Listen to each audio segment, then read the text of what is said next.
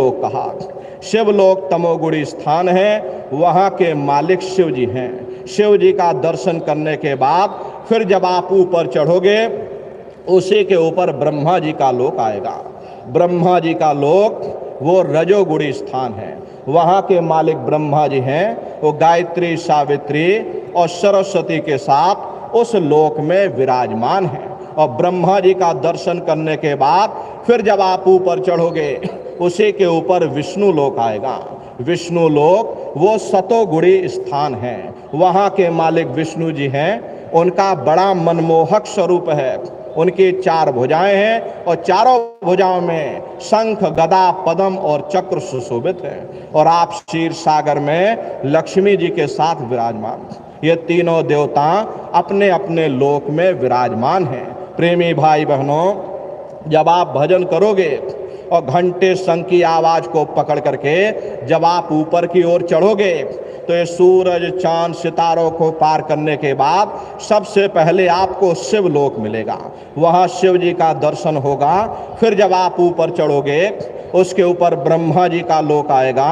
फिर जब आप ऊपर चढ़ोगे, उसके ऊपर विष्णु जी का लोक आएगा, वहाँ विष्णु जी का दर्शन होगा।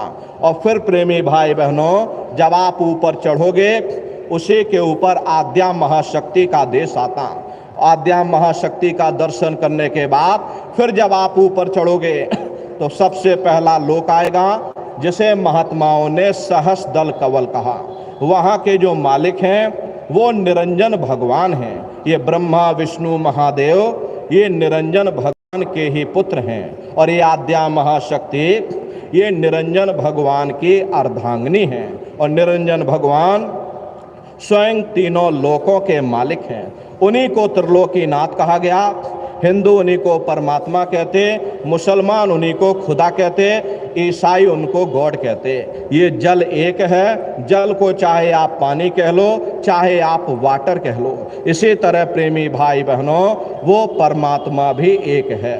घंटे और शंख की आवाज जो हर इंसान के अंदर गूंज रही, वो आवाज उन्हीं के मुखार बिंद से हो रही। निरंजन भगवान का जो स्वरूप है वो ज्योतिष स्वरूप है।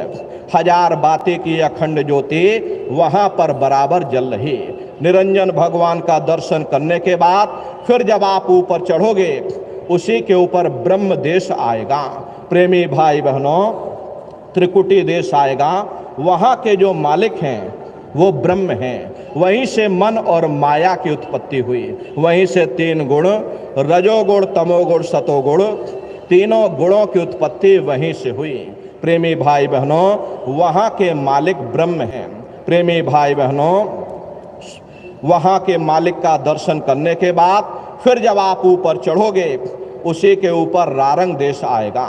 और वहाँ पर रारंग पुरुष यानी कि पर ब्रह्म पुरुष विराजमान हैं। और वहाँ के धनी का दर्शन करने के बाद फिर घंटे शंख की आवाज़ को पकड़ करके फिर जब आप ऊपर चढ़ोगे, उसी के ऊपर सोहंग देश आएगा। और सोहंग पुरुष का दर्शन करने के बाद ताके परे धाम सतनामा और बीन बजे सतलोक ठिकाना।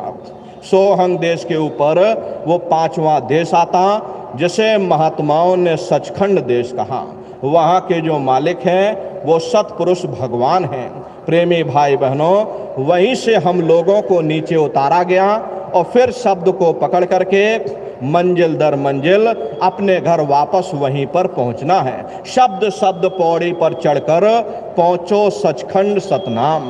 प्रेमी भाई बहनों, संत मत कोई मजहब नहीं है। यहाँ न कोई हिंदुओं के लिए लिहाज है, न मुसलमानों के लिए लिहाज, न सिख या ईसाइयों के लिए लिहाज है।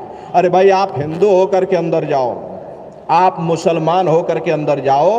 प्रेमी भाई बहनों, शब्द को पकड़ करके जीते जी अपने घर वापस पहुंचो। तो ये सुमरन, ध्यान और भजन 3 क्रियाएं आपको बताई गई। रास्ता बिल्कुल सच्चा है। आप करोगे तो आपको अनुभव होगा। तो जितने नए प्रेमी भाई बहन हैं, नित्य घाट पर बैठ करके सुमरन, ध्यान और भजन आप लोग बराबर करिएगा। पुराने जितने सत्संगी प्रेमी भाई बहन हैं, जो आपके साथ नए लोग आए हैं, उनको अच्छी तरह से आप लोग अब समझा सकते हैं। उनको आप समझा दीजिएगा कैसे सुमरन करना है, कैसे ध्यान करना, कैसे भजन करना। और प्रेमी भाई बहनों,